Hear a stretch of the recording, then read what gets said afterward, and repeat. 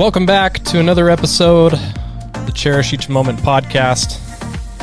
I'm Jimmy Lewis, and I'm excited to tell you about all the things that are going on in my lawn this week and what I'm looking forward to in the coming weeks for taking care of my lawn. That's what I like to do. I like to take care of my lawn, like to be outside, and like to come on here about once a week or so and talk about what I've been up to and why I've been doing certain things, and just have a place to kind of let it all out, if that makes sense. I think that's what podcasts are for anyways.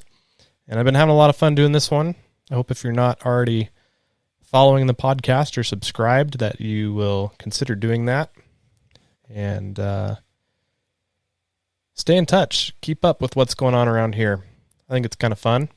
And at the same time, I want to know what's going on with you. I want to know what you're doing in your lawn. So feel free to reach out anytime. Shoot me an email, jimmy@jimmylewismows.com, and tell me what's going on with you. I'm happy to answer questions, offer any advice if necessary to the best of my knowledge. I'm not a professional. I am definitely a hobbyist, and I will easily claim that title. But I like to help people. I like to help people with their lawns. It's a passion of mine, and I want to find every opportunity to share that passion, and this is one of them. So, lots to talk about today. Excited to get into it, and can't wait to get started. So, with that, here we go.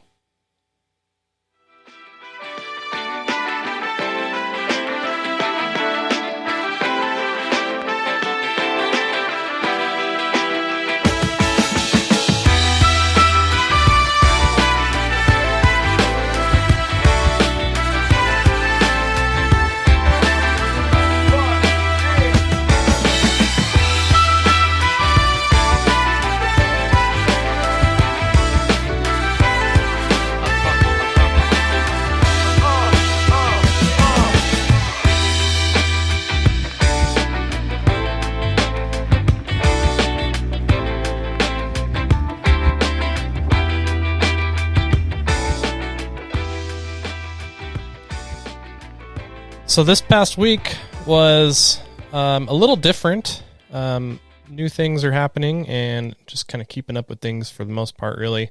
No applications were made, just mowing and, cherishing all the moments.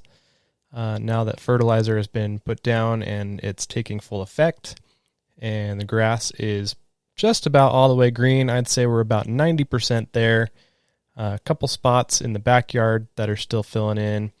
The front yard's still not up to my standards, but it's getting there. The area around the trampoline that gets all of the children's foot traffic is coming back and waking up. That's always the last area to wake up in the backyard anyways, especially since we put the trampoline back there a couple years ago now. And it's doing fine. I think bluegrass, for the most part, especially when it's stressed or has a lot of foot traffic on it, just likes to take its time. And I think learning to be patient is something that I need to get better at. And if you're anything like me, you just want green grass, and you just want to mow green grass and stripe green grass and have it looking as best as it possibly can. And so having to kind of hang tight for a little bit, a couple more weeks or so while those areas kind of catch up to the rest of the lawn can be a little challenging. But that being said, we're just about there.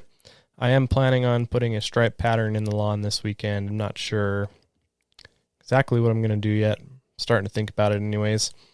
This podcast is being recorded on Wednesday night, April 28th. And I will probably get out Saturday morning first thing.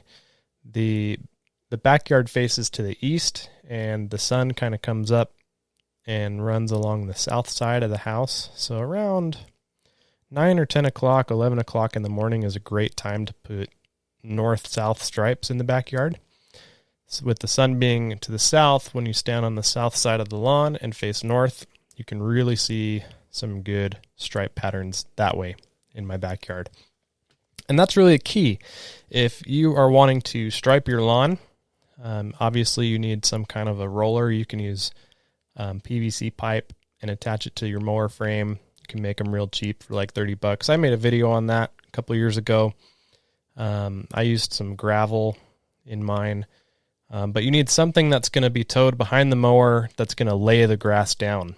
I mean, you can even tow a push broom behind your mower if you want. Obviously not the handle. You're going to want to just use the brush head. But you can get real creative with that. There's a lot of great videos on YouTube about that. But the best way to stripe is to have the sun behind you and mow away and towards the sun, away from and towards the sun.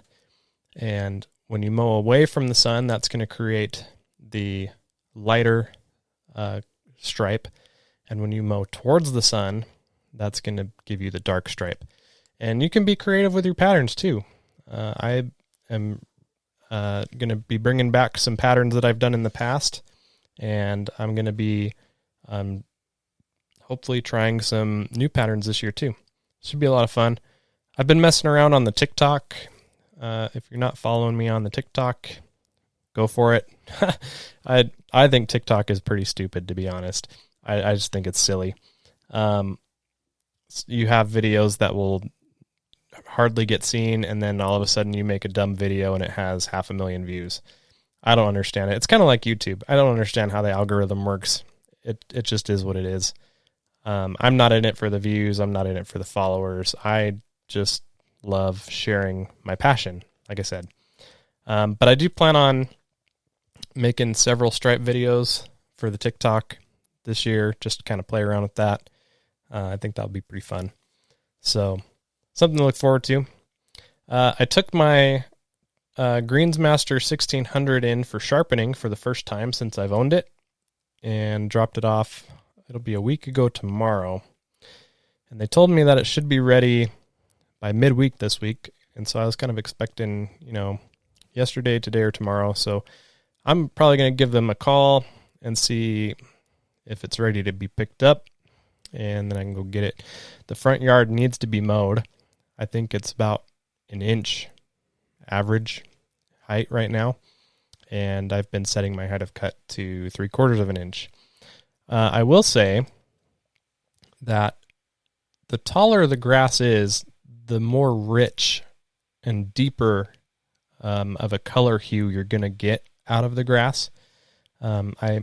I can get the grass pretty green at 3/4 of an inch, but it's really hard because there's just not as much leaf tissue there anymore for it to really pick up that color. And yeah, you see that at the golf courses too. When you look at the rough compared to the green, you notice that there's a big color difference there. And so I'm seeing that even right now. Just the difference alone between 1 inch and 3/4 inch is pretty impressive as far as color goes. I'm actually tempted just to kind of keep the grass at 1 inch, and obviously it'll look like it's filled in a little bit more. But the lower you go, it's just so nice. It just feels so much better. And I've been really dialed in at 3/4 of an inch, and I like that a lot. So probably just keep it there and see how green we can get it and keep enjoying it. Another thing I did was I sprayed some weeds in the lawn. I've got a neighbor down the street. It's a rental house, and the yard is very neglected. It is a sea of dandelions, and there's a couple houses in the neighborhood that have dandelions pretty bad. This one is the worst though, and if you're watching on the YouTube channel, I'll go ahead and put a little drive-by on there. I'm actually very tempted to just go over there and spray it, because obviously those dandelions are going to go to seed, and I'm pretty sure I read last year that a dandelion seed can travel up to like 5 miles and still germinate, which is just nuts. So yeah, we got to contain these things. because yards like that, and I'm sure a lot of you have neighbors like this, and, I don't blame the people that live in this house. It's a rental. They have, why would they take any responsibility for the lawn? They don't care. But yeah, I'm going to try and reach out to the owner, or just go over there and spray it, get some speed zone and just go nuke those things. So that would be kind of fun. Yeah, I did hit it a little bit last year. I knew who was living there and they were cool with it.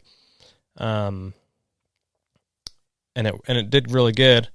But the dandelions are back this year and they've come back in full force, especially in that yard. So definitely needs to be treated, but I did spray weeds in my yard. Dandelions are around the yard. I've got several dandelions, not enough for a blanket spray, not even close. Just here and there. Just the traditional spot spray. I'll probably walk the lawn in a grid pattern about once a month, with the weed killer, and just spot spray. A little bit of speed zone mixed with tenacity and a splash of surfactant. And I can tell that there was a couple of dandelions that I missed, but the ones that I got, I know I got them because they are dying, and they're dying good. And that's what we want.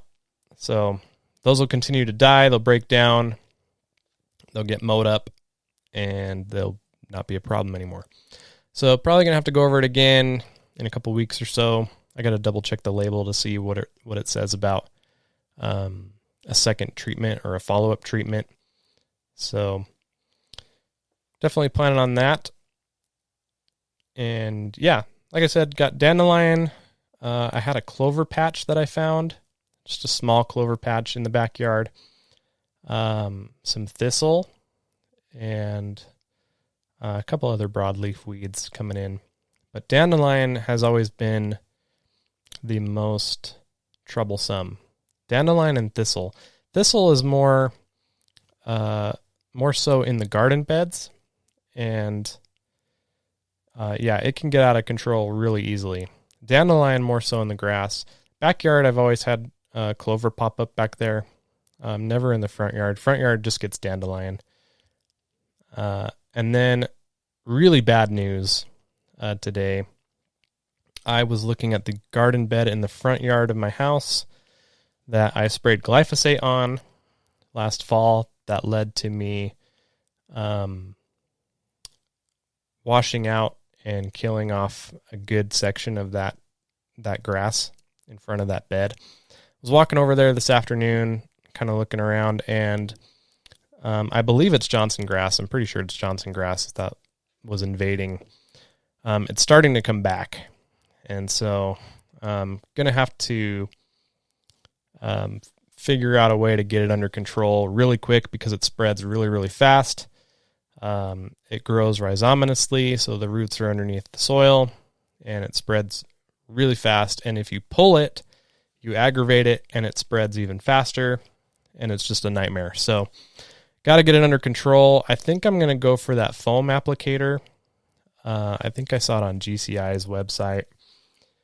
You can put glyphosate in there, and then you can just spray it as a foam on the leaf, and that will take care of it. So that would be a little bit more under control, and then I can be a lot more careful and wait a little longer before I water again, so I don't have any washout like I did last time. That story always seems to come up, and yeah, I'm kicking myself for it every time. It's just reminding myself, never do that again. So it is what it is, though. That area is coming in really good. It's filling in really well. Yeah. So we're making good progress there. I'm excited to see how it looks, even in just a month. We're getting into good spring temperatures this week. We're going to get up into the 70s. It's going to be 80 on Friday, and that's just prime weather for cool season grass. So Really looking forward to that. I'm about due for another fertilizer application. We'll talk more about that later when we talk about what's happening next. Talk about some things that I'm going to be applying pretty soon and why. And we'll go from there. The plugs that I took for the front yard with the Pro Plugger in one of last week's videos are still doing well. Every time I'm outside, which is usually like once a day or so, if I remember, I'll pull out the hose and just kind of water them a little bit just to make sure that they're good. I'm not worried about them. I just want to see them fill in as fast as possible. So mowing and watering and fertilizing will help that. And with as often as I mow the front yard, it should be just fine. But yeah, they're doing really good. I have turned on my sprinklers. They are running off of a schedule now and not just whenever I decide to run a watering cycle. I was watering every 7 to 10 days or so since I applied my pre-emergent, which was early April. I'll have to double check, but was putting down just a half an inch of water, so a single watering cycle every 7 to 10 days. They've been really trying to have everyone just wait to water here because of, we're in a drought. I've talked about that before. I think I talked about that in last week's episode. But city and state officials have been recommending that we wait to water until May 1st. So I ran a watering cycle a couple days ago, I think on Sunday, and then my next scheduled one is Thursday. So we're pretty much close enough to May 1st where I feel like it's fine.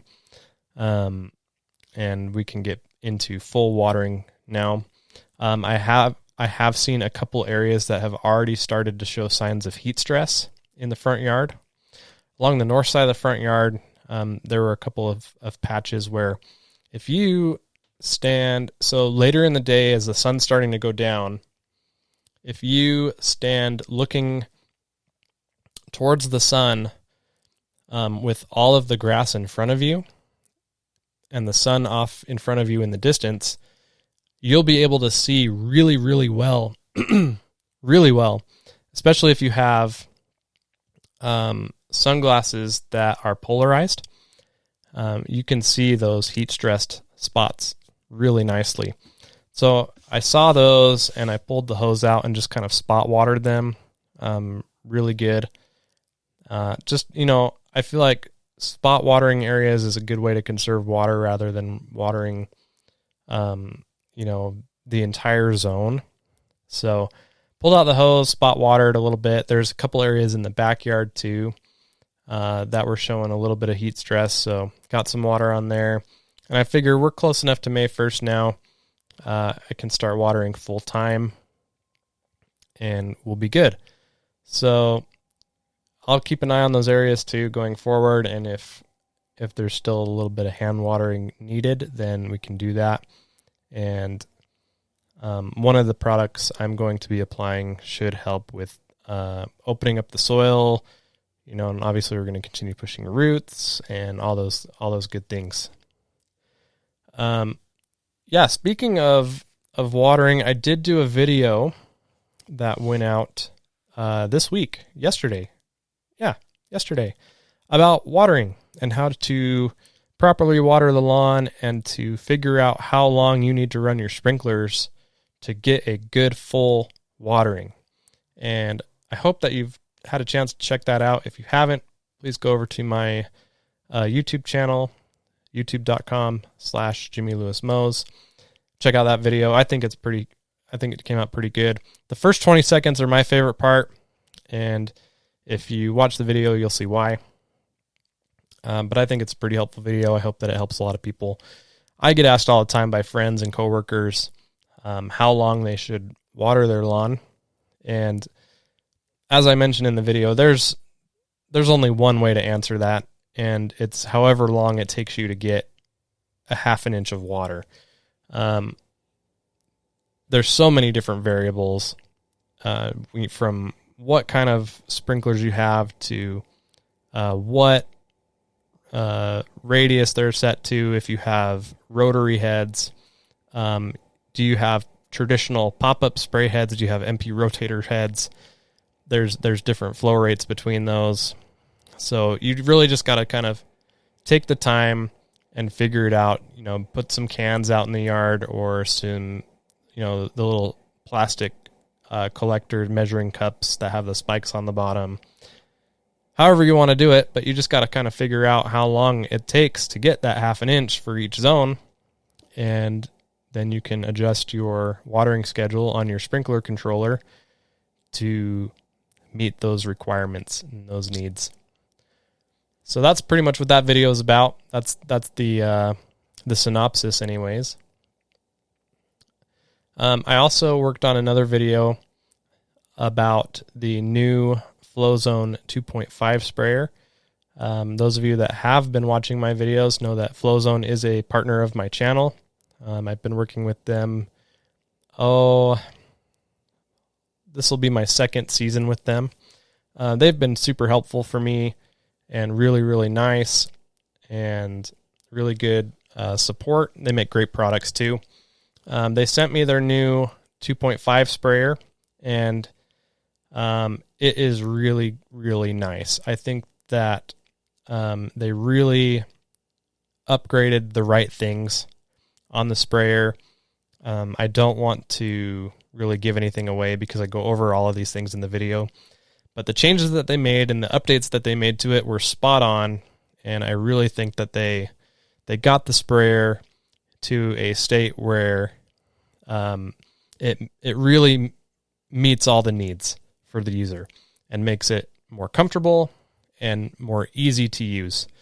So excited to put that video out. It's coming out Friday, which if this gets up tomorrow, Thursday, then that video will be out tomorrow. So look forward to that. That's going to be cool. One other thing to mention is Flowzone is now selling a quick connect adapter that supports T-Jet spray nozzles, which is awesome because I did a video about this last year, about this setup that Justin the Lawn Whisperer shared with me for what he was using for his T-Jet tips, and I thought it was great. I thought it was worth making a video, and got a lot of positive feedback on that. A lot of people found it really helpful. The only issue is people were having a hard time getting all the parts. I even had a link in the description of that video that was the wrong part, which was my fault. But now Flowzone is selling the entire setup, and I think it's like $12. But yeah, everything you need. It even comes with a 110 degree T-Jet fan spray nozzle, and then you can swap that out for any other spray nozzle that you want to use for whatever your needs might be, and you're good to go. I still use the little filters. They fit in there, and if you want to run a filter in there, you can. And yeah, I'm excited for that. I've got a couple of them in the garage, and I do mention that they exist now and are available on Flowzone's website in the video, and I will, if I have any issues with them, or if want to bring them up again in another video, I'll do that. Let you know how they're going. It's essentially the same setup as what I have been using. It's just the convenience of not having to go and find everything from different websites. It's just one website, one fee, and you're good to go. You have everything you need. There's no more guesswork. So really, really nice. Kudos to Flowzone for doing that. But yeah, that's what went on this week. Pretty mild week, I would say. Saturday was pretty busy because I shot 2 videos. I think Saturday is my film videos day, which is fine. The weeks have just gotten a lot busier lately. Lots going on right now. So yeah, that's what went on this week, and we will come back in just a minute after a little break and talk about what I have learned about something in the news. Just a quick segment. I like to kind of keep my ear to the ground Sometimes people will send me stuff, which makes it really easy. So if you hear anything about lawns or anything lawn related, that's interesting, that I would possibly like to share and talk about, please email it to me. Send it my way. I love that kind of stuff. I like it when lawns and grass get attention. And if you listen to previous episodes of the podcast, you can kind of get an idea of what I've been talking about. Unfortunately, the one that I have for you today is actually really sad. But we'll talk about that in just a moment. And we will I'll just take a quick break and kind of prepare myself to share this story with you. So be right back.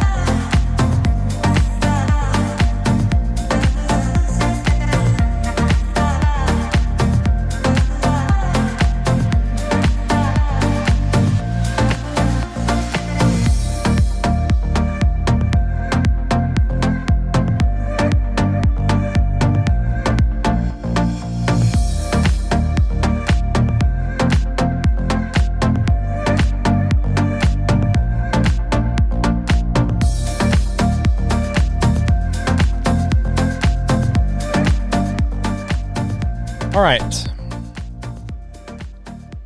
So, lawns in the news. I actually just heard this one today. Really, really sad, really bizarre, to be honest. I actually heard about it on the radio, and I would just dropped my jaw. I was like, you got to be kidding me.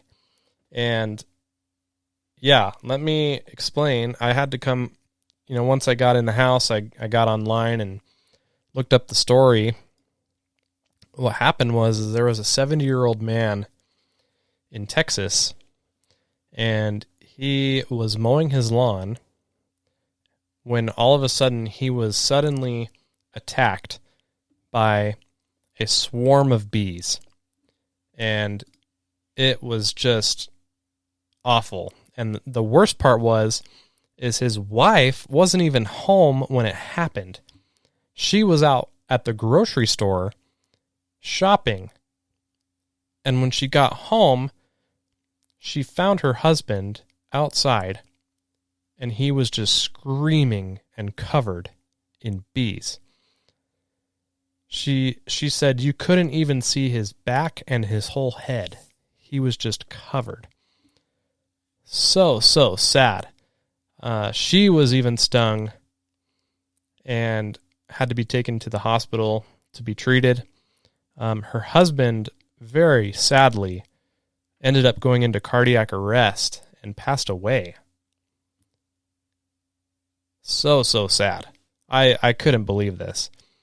And the worst part is I have been looking all week for a better story to share with you, and I had nothing. I'll be totally honest. I had nothing. And then I heard about this on the radio, and I was like, well, I could share that. I could talk about that. I just can't believe this. Just absolutely devastating. Yeah, I mean, what do you do? I don't even know what to say. Just crazy. Absolutely crazy. Yeah. Obviously bees are wonderful, wonderful creatures, and they're extremely good for the environment. But man, I don't know what aggravated them, but that was not good. We get some wasps around our backyard. We had some really big, tall, beautiful sunflowers one year. And oh man, were the bees just attracted to that. Whew. I got stung a couple years ago on my neck. That was bad. I think that was the first time I'd ever really been stung by a bee. Ooh, man. Did not like that. So we don't do sunflowers anymore. We just don't do it. They were super cool. I could not believe how tall these things got. They were probably like 7 feet tall. Big, big, big, big sunflowers. But man, the bees like those. So if you want big sunflowers, watch out. But yeah, I wish I had a better story to share, but that's the story that I had for you for this week. I hope that would maybe entice you to keep an eye out for me if you hear anything good. I would like to share more positive things, and I'm sure that you would like to hear more positive things. But yeah, if you hear something, let me know, share it with me, and I think that would be good. I like hearing about stuff like that. But that is really the end of that segment. And the next segment, I'll be going into detail about all the things that I'm going to be doing in my lawn probably on Saturday. And it's going to be good. I'm really excited. So we'll take another quick break, come back, talk about that.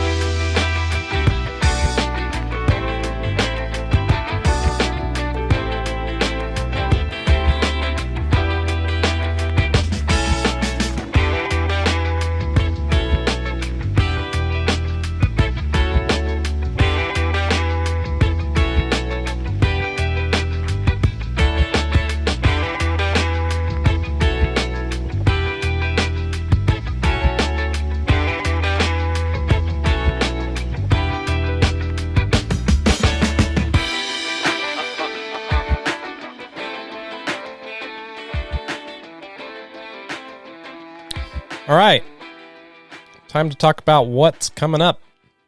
What's happening next? First things first, I need my mower back. I need to mow the front yard pretty bad. I had the thought today that I might have been a good idea to put a growth regulator down. I didn't know how long it would take for my reel mower to get sharpened. I told him that I wanted the reel and the bed knife looked at and made fresh. When I engage the mower, when I push the lever down to make it actually go forward, when the reel is engaged, it can sometimes kind of hesitate, and I kind of have to jog the mower a little bit, kind of rock it, and then it will get the grip that it needs on one of the belts, the drive belt or something. It will get the grip that it needs, and it'll actually go forward. That's been getting kind of annoying for me, and so I told them about that. So I hope they look into that, and I hope that if I need a new belt or something needs to be replaced or fixed, that it doesn't cost too much money. So we'll see. But I hope to have my mower back before the weekend, and like I said earlier, I'm going to give him a call tomorrow and see what's going on. I can definitely mow the backyard. I was back there today, and it's time. I can mow it today. I probably should have mowed it tonight, to be honest. I just didn't have a lot of time. If I mow it tomorrow, then I won't be able to mow it on Saturday, and I want to get into a twice a week kind of a schedule. So I think Tuesday or Wednesday is probably the day to do it. And I think Wednesday is really my best shot with, family schedules and things like that. So probably Wednesday, Saturday is going to be my mowing days, and we'll probably start the twice a week mowing within the next week or so. So that's exciting. But yeah, backyard needs good mowing. Saturdays are for stripes. That's what I always tell myself. And I think it'll be a good day to do a good stripe pattern back there. Grass is nice and green now. Stripes will look really, really good. It's also been about 4 weeks since my flagship fertilizer application. Can't believe it's been 4 weeks already. Season's going by fast already. We're already pretty much over a month into it, at least here. Some people go all year round. Lucky dogs.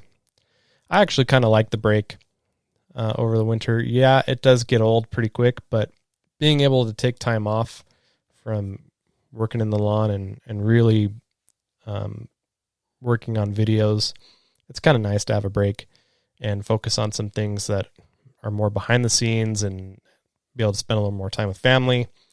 It's nice. It's been about 5 weeks since the biostimulant combo application that I did, where I ran Humic 12, RGS, Aerate, and the new CK.